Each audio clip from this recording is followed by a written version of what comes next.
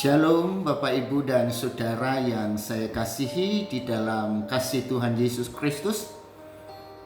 Senang kita dapat berjumpa kembali dan dengan sukacita saya bisa menemani Bapak Ibu Saudara dalam mengisi setiap renung hati kita dengan firman Allah yang hidup yang akan memberikan kehidupan kepada kita, terlebih juga menginspirasi di sepanjang perjalanan kehidupan kita.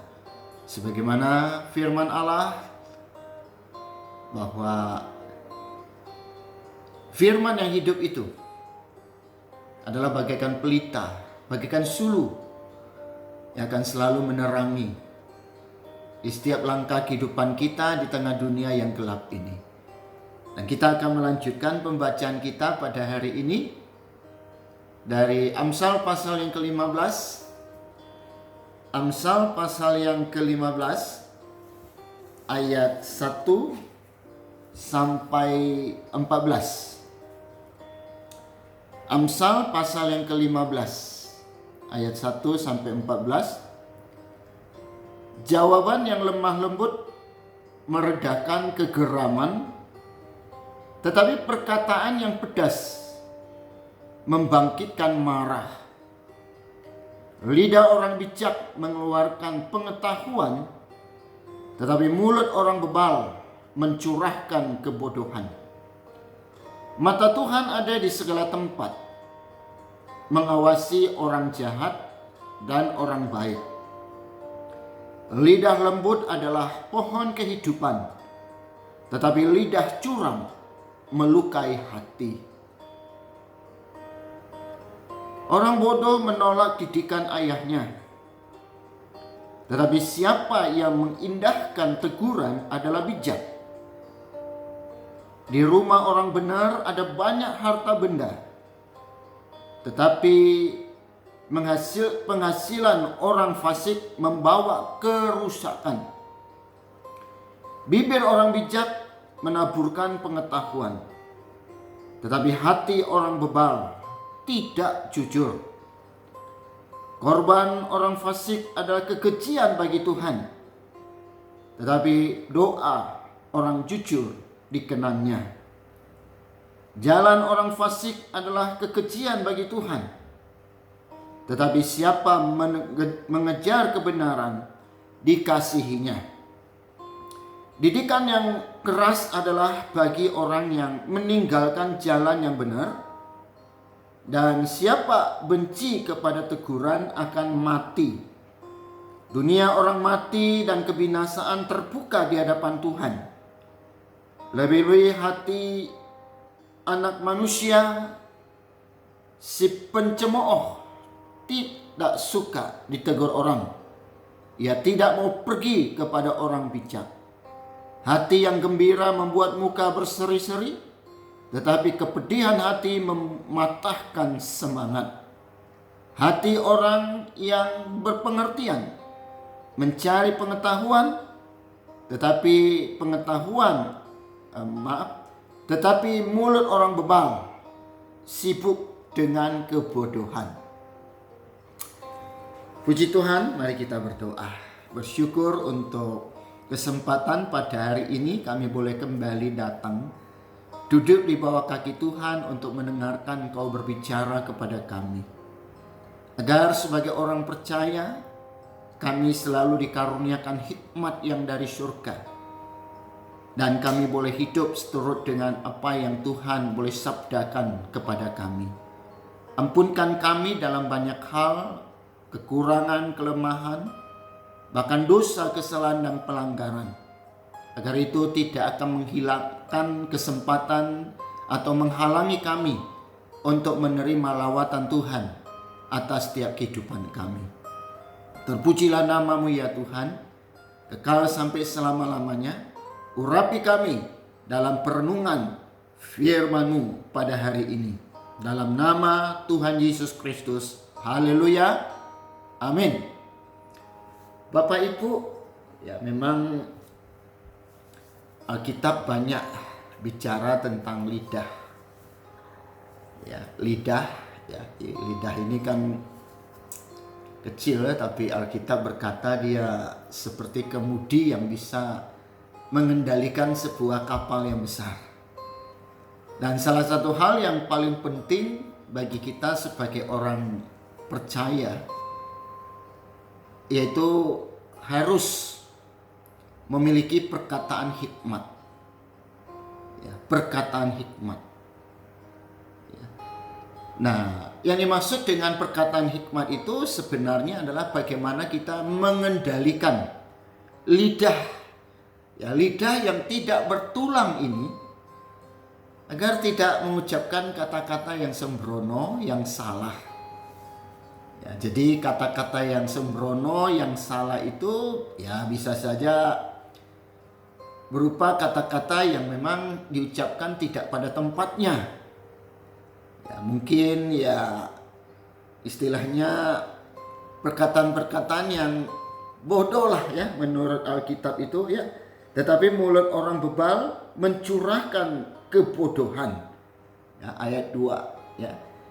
Ya, jadi mungkin juga yang dimaksud dengan kata-kata yang tidak tepat itu apa?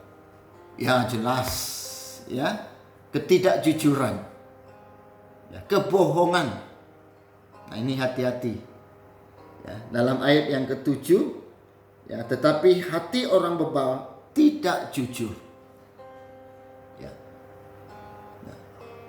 Nah, tidak jujur itu ya bisa berdampak pada banyak hal. Ya. Nah, sehingga ada pepatah berkata ya orang jujur hidupnya mujur. Ya. Nah juga bisa cara kita mengungkapkan sebuah ucapan ya, yang kita sampaikan secara emosi, ya, emosi yang tidak terkendali. Ya. Nah, jadi ayat 1 ya, tetapi perkataan yang pedas membangkitkan marah. Ya, ayat yang ke-4b, tetapi lidah curang melukai hati. Ya. Jadi cara kita mengungkapkan ya berbahasa, intonasi itu bisa jadi juga merupakan cerminan ya, dari karakteristik seseorang. Ya. Jadi perkataan-perkataan yang kasar ya, yang diucapkan dengan penuh ya kebencian istilahnya ya, dengan nada yang tinggi ya, itu tentu bisa memancing ya, ya kemarahan pihak lain. Nah, oleh sebab itulah maka sebagai orang percaya ya kita selalu belajar ya untuk berkata secara lemah lembut ya, dan sifatnya selalu menenangkan ya, memberikan keteduhan ya kepada semua orang.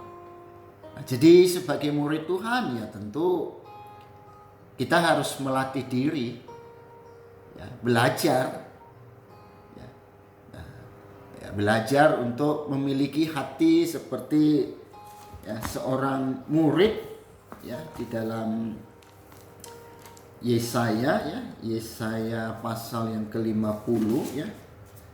50 ayat 4 sampai 6. Ya. Ayat 4 sampai 6. Tuhan Allah telah memberikan kepadaku lidah seorang murid, supaya dengan perkataan aku dapat memberi semangat baru kepada orang yang letih lesu. Setiap pagi ia mempertajam pendengaranku untuk mendengar seperti seorang murid. Tuhan Allah telah membuka telingaku dan aku tidak memberontak, tidak berpaling ke belakang. Aku memberi punggungku kepada orang-orang yang memukul aku dan pipiku kepada orang-orang yang mencabut janggutku. Aku tidak menyembunyikan mukaku ketika aku dinodai dan diludahi. Ya.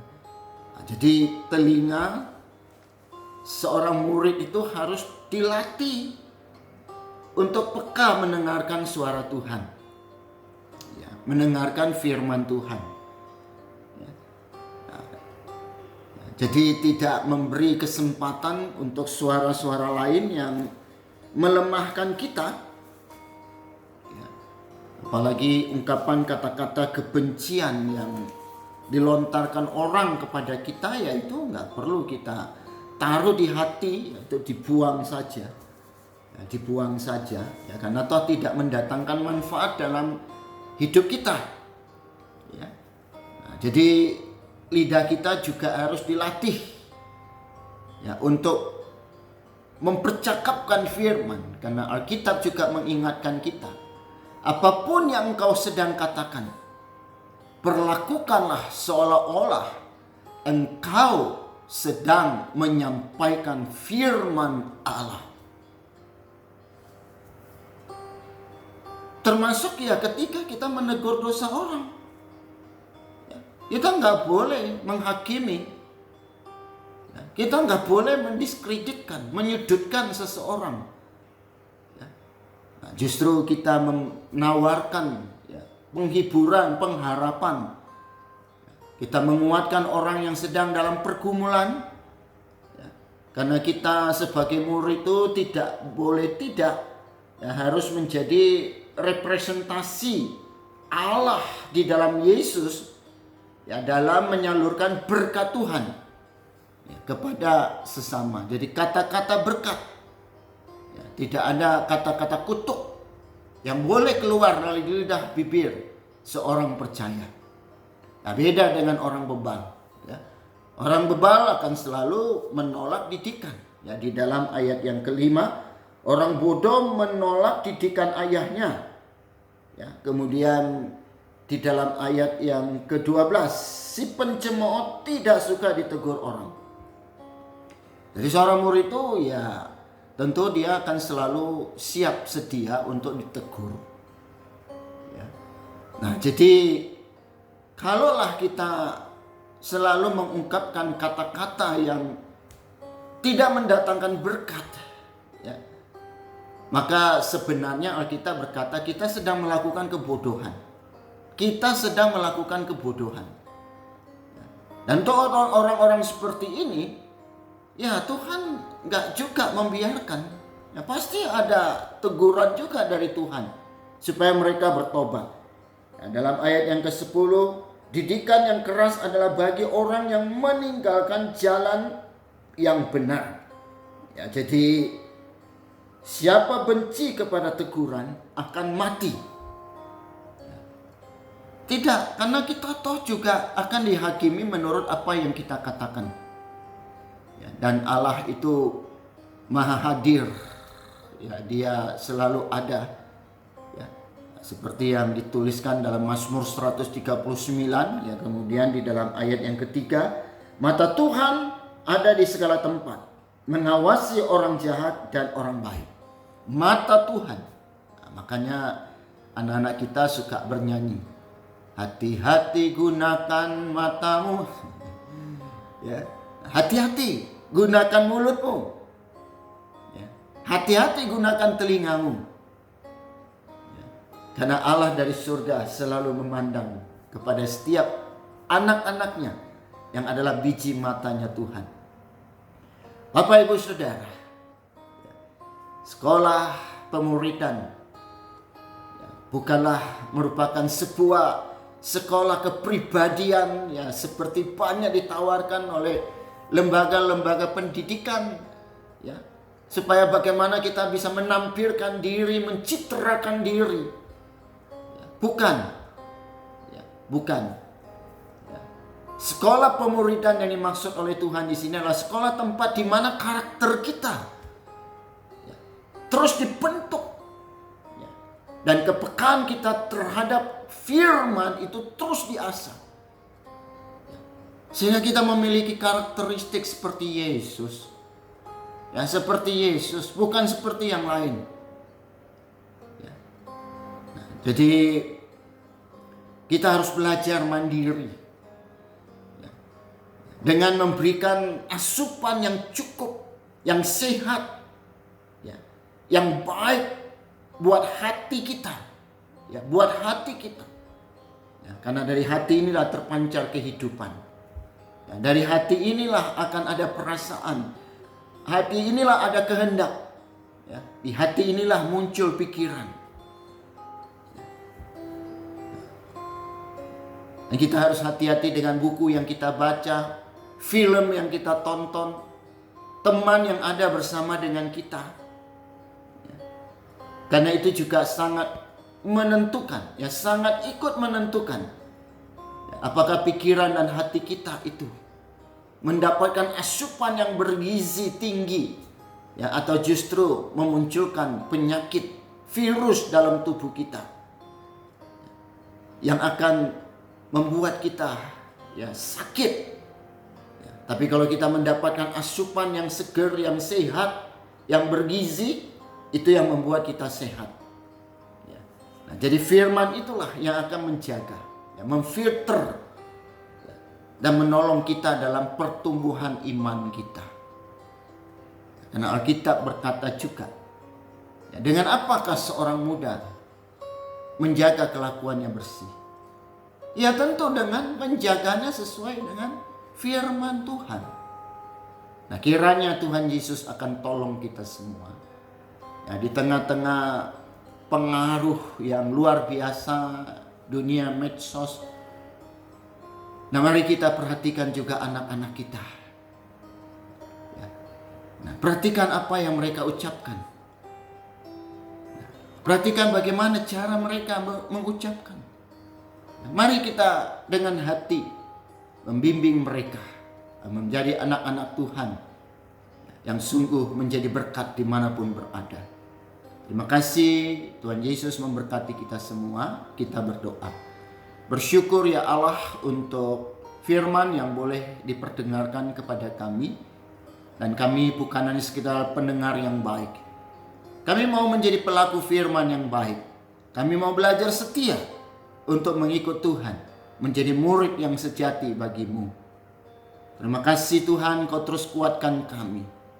Kau terus sembuhkan kami. Kau terus pulihkan kami. Kau jauhkan kami dari berbagai gangguan sakit penyakit. Agar kami boleh menjadi alat di tangan Tuhan untuk menyatakan kuasa dan kehendak-Mu. Terima kasih Bapa, terpuji nama-Mu, kekal sampai selama-lamanya. Dalam nama Tuhan Yesus Kristus, kami berdoa. Haleluya. Amin. Terima kasih sekali lagi. Sampai jumpa. Tuhan memberkati. Salam sehat dan tetap laksanakan protokol kesehatan secara maksimal. Amin.